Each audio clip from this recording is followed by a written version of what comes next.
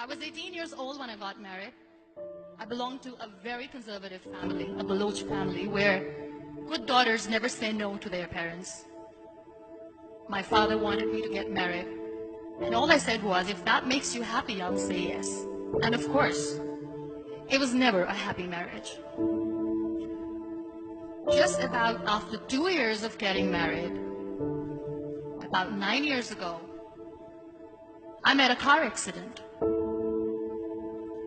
Somehow my husband fell asleep and the car fell in the ditch. He managed to jump out, saved himself. I'm happy for him. But I stayed inside the car and I sustained a lot of injuries. The list is a bit long. Radius ulna of my right arm were fractured. The wrist was fractured. Shoulder bone and collarbone were fractured. My whole rib cage got fractured. But that injury that changed me and my life completely was the spine injury. Many people came to rescue. They gave me CPR. They dragged me out of the car. And while they were dragging me out, I got the complete transection of my spinal cord. Those 2.5 months in the hospital were dreadful. I was at the verge of despair. One day, doctor came to me and he said, well, I heard that you wanted to be an artist, but you ended up being a housewife. I have a bad news for you.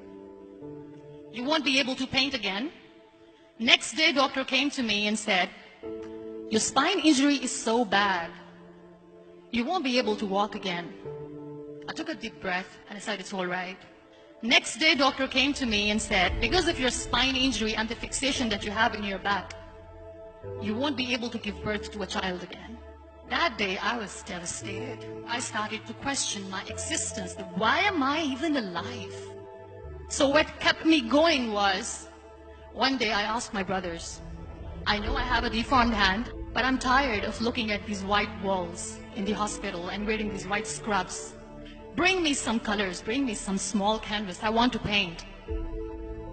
So the very first painting I made was on my deathbed, where I painted for the very first time. What an amazing therapy it was. Without uttering a single word, I could paint my heart out. I could share my story. People used to come and say, what lovely painting. So much color. Nobody could see the grief in it. Only I could. And that day I decided that I'm going to live life for myself. I am not going to be that perfect person for someone. I am just going to take this moment and I will make it perfect for myself. That I'm going to fight my fears. So I wrote down one by one all those fears. And I decided that I'm going to overcome these fears one at a time. You know what was my biggest fear? Divorce. But the day I decided that this is nothing but my fear, I liberated myself by setting him free. And I made myself emotionally so strong that the day I got the news that he's getting married, I sent him a text that I'm so happy for you and I wish you all the best. And he knows that I pray for him today. Number 2 was, I won't be able to be a mother again. And that was quite devastating for me. But then I realized there are so many children in the world, all they want is acceptance. So there is no point of crying, just go and adopt one. And that's what I did.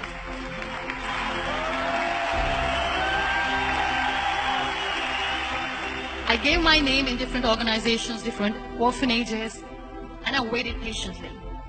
2 years later, I got this call from a very small city in Pakistan. I got a call and they said, are you Muniba Mazari? There is a baby boy and would you like to adopt? I could literally feel the labor pain. I said, yes, yes, I am going to adopt him. I am coming to take him home. And that day, I was 2 days old, and today he's 6. You know when you end up being on the wheelchair, what's the most painful thing?